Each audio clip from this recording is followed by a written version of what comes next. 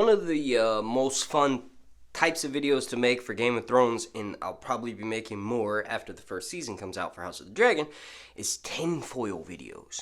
Like, take your tinfoil cap, put it on your dome piece, and allow these ideas to pass through you without penetrating your own beliefs in the way the story is being told. If you enjoy this, a special thank you to these people right here. They are responsible for this video, and if you're watching this, want to consider checking out my Patreon, the link is down below in the description. Or if you want to leave a tip or anything like that. Basically, it just helps combat YouTube's delisting of my YouTube videos. Long night and Zeldriza spustare ikasos daor.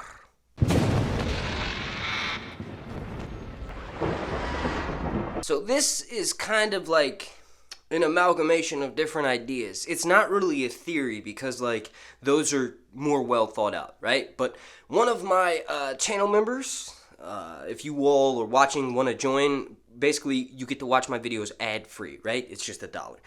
But Gholam, the Pantaloon Sniffer, brought this idea up, and I've seen it repeated a few times in my comment section. I've actually answered it before, but I wanted to just focus on it for a video because it's actually really interesting, right? So, okay.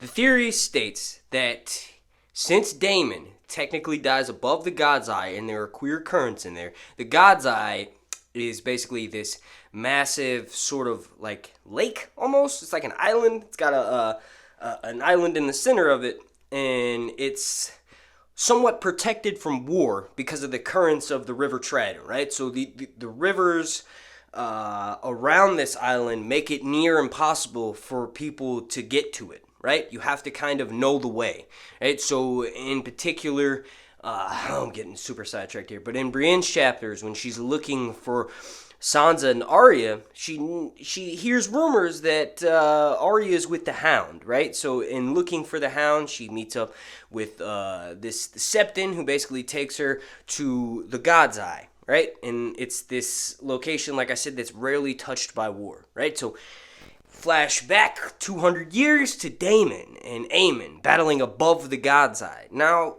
Aemon does die, for sure. His bones are still attached to Vhagar's saddle a few years later when they fish his body up from the lake and eventually get back Dark Sister.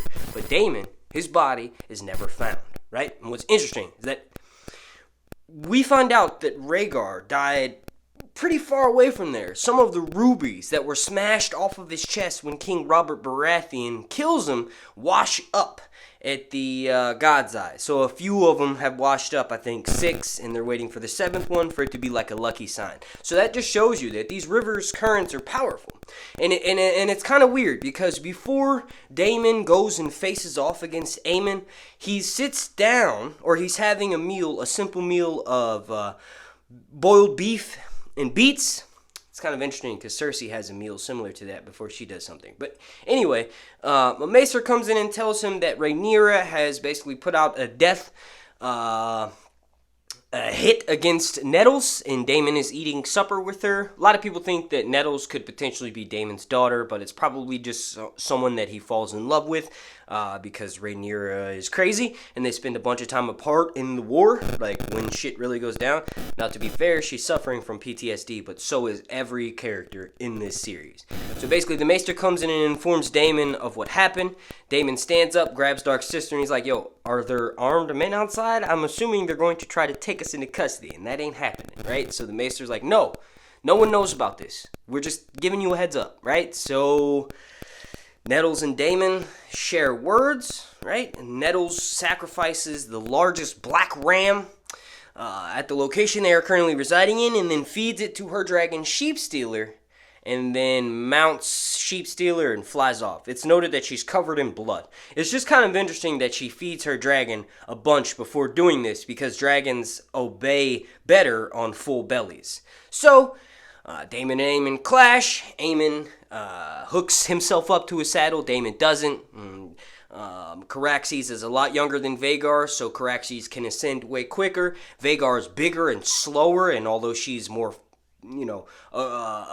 just larger, so to speak, she's also way slower, right? So Caraxes gets the upper hand, goes up real high, and crashes down into Vhagar and Aemon. And since Daemon never strapped himself into the chains on his shadow, which it's confirmed that this show will have saddles, not shadows. I got a strike on my channel for showing a picture of it, so I had to take the video down. But Daemon doesn't hook himself in, and he jumps off of Caraxes at the last moment and drives Dark Sister down through Daemon's missing eye. His body is never found. So, if you combine the fact that we've gotten Rhaegar's rubies washing up and he literally dies above the God's Eye, Daemon, it's possible that he's taken to this location at the God's Eye where war is no longer a thing. And maybe he's allowed to live out the remainder of his days with nettles and sheep stealers, whether it may be a few weeks or a year or so, right? But he's never seen or heard from again after the Battle of the God's Eye. Now, if you flash into TV land, Bloodraven, or the Three-Eyed Crow, or the person that we saw in Game of Thrones Season 7 and Season 6, is like, his role is important, right? He's the world's memory.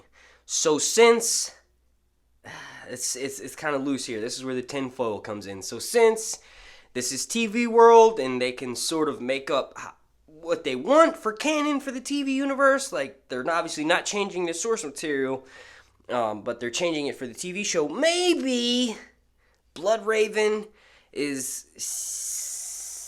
given this role by Daemon. Like, I don't even know how it works. Like, it's special for Bloodraven because he's half Blackwood. His mother's a Blackwood, and their sigil is the Weirwood tree. So Bloodraven is literally the blood of the old gods and the blood of the dragon. It makes sense for someone with his blood to be able to cook into the Weirwood net and become the world's memory and influence others from a distance, including Breanne and Euron. But it's like, is Daemon that the show's version? No, like, I don't think so. And like, the actors look nothing alike. But I guess really anything is possible. I will say that it's interesting that when Daemon is waiting for Aemon to show up at Harrenhal after Daemon sends Nettles and Sheepstealer away, he makes 13 slashes on the Weirwood tree in Harrenhal to mark the days as they pass. It's mentioned in the main series that those 13 slashes that Daemon leaves in the tree while waiting for Aemon to show up still bleed fresh every spring. And the Weirwood trees are, if you really want to get the old gods to listen to you, you have to feed human meat to these trees. These trees are cannibalistic. You can put food in their mouth. The wildlings do it north of the wall. There's still a few great houses in Westeros who practice sacrificing to the old gods that way. But gods in this story have to be given something if you want something in return. So Aemon Aemon being killed by Daemon, and then 2 dragons dying, 3 things that contain king's blood, right? Because the dragon, House Targaryen are literally blood of the dragon. They mated with some sort of primordial dragon human creature, and that's what gives them the ability to control them, right? The Valyrians, right? So if that's the case, we can combine that with rumors of the burned men actually offering parts of themselves in order to try to feed Nettles Dragon Sheepstealer, right? So there's this clan that's a part of the Mountain Men. They're sort of like southern wildlings, but not really. They're kind of acclimated into the Seven Kingdoms, but they do their own thing. Like Jon tells Stannis to go and show up at these basically these northern mountain clans, right? And they'll back him. So they're not technically wildlings like north of the wall, but all of that aside, there may be a slim possibility that Bloodraven and maybe Nettles and Sheepstealer and also Prince Daemon dying above the God's Eye is somehow linked. You all let me know what you think down below in the comment section. This video has just been filled with pure tinfoil, and if you'll notice, I filmed it in mostly one take. Thank you all for watching. My name's Mark, and this has been Sir Hunt's Reviews. Long night. Special thank you to these people. Alright, cheer. Excuse me. Zaldrizas Bustari. Ixos Daor. Gundres Pandaba.